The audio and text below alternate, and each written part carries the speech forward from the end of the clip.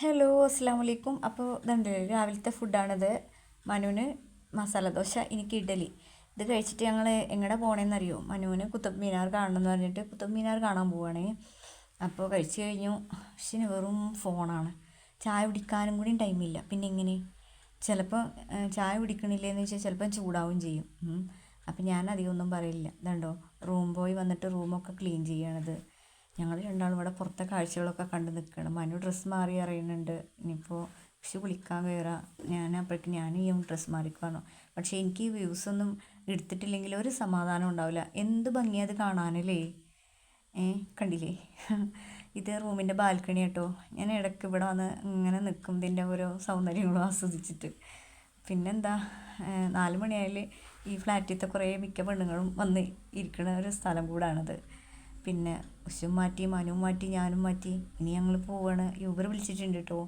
ഞാൻ പറഞ്ഞിട്ടില്ല, വിളിച്ചാൽ വിളിപ്പുറത്താണ് യൂബർ എന്ന്. അങ്ങനെ പോവുകയാണ്. ഇതാണെങ്കിൽ ഒരു പൊട്ടൻ ചെങ്ങായി. എന്താണെന്ന് വെച്ചാൽ ഒരു കശപിശുണ്ടായി അതിൻ്റെ ഇടയിൽ ഇയാളെ വണ്ടി എടുക്കൽ കാരണം. കുറച്ച് നേരം അങ്ങനെയും ബ്ലോക്കിൽ പെട്ടു, അല്ലാതെയും ബ്ലോക്കിൽ പെട്ടു. ഇന്ത്യൻ പതാകേണ്ടാണ് ചെക്കന്മാർ പോണത് ബൈക്കിൽ. ഇനിയിപ്പോൾ അതെന്താ സംഭവം എന്നറിയില്ല. പിന്നെ എടോ, ഞാൻ പറഞ്ഞില്ലേ ബ്ലോക്ക് എന്ന് വെച്ചാലും പോരാ, എവിടെ ചെന്നാലും ബ്ലോക്കാണ്. ഇതുണ്ടോ, എന്താ പറഞ്ഞിട്ടൊരു കാര്യമില്ല. പിന്നെ നമ്മൾ കുത്തബ് മിനാർ പോണ വഴിയുണ്ടല്ലോ, ഒരു ഗ്രാമത്തിൽ കൂടെ പോണ പോലെയാണ്. ഒരു തിരക്കും ബഹളമൊന്നും ഇല്ലാതെ നല്ല പച്ചപ്പ് തിങ്ങിയൊരു സ്ഥലം. അതിൽ കൂടെയാണ് നമ്മൾ കുത്തബ് മിനാർ പോണത് കേട്ടോ.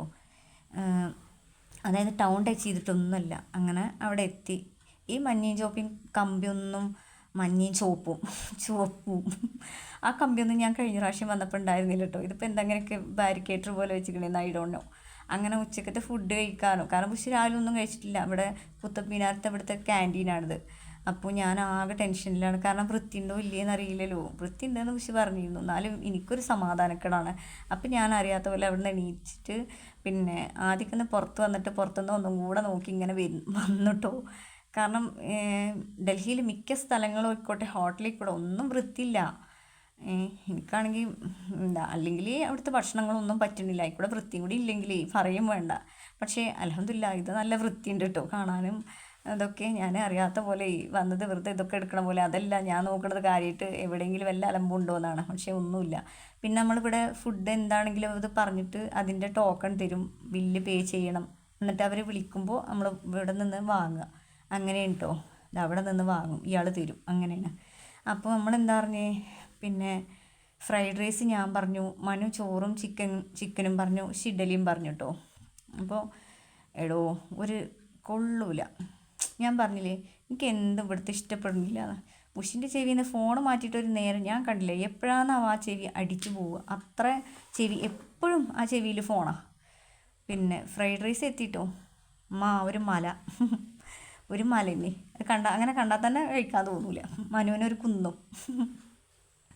അങ്ങനെ പക്ഷേ അൽഹംദുലില്ലാ മനു ചിക്കൻ കറി കൂട്ടിയിട്ട് ചിക്കനൊക്കെ കൂട്ടിയിട്ട് മനു കഴിച്ചു. എൻ്റെ ബുഷ് ആ ഇഡലി ബാക്കി വെച്ചിട്ടോ.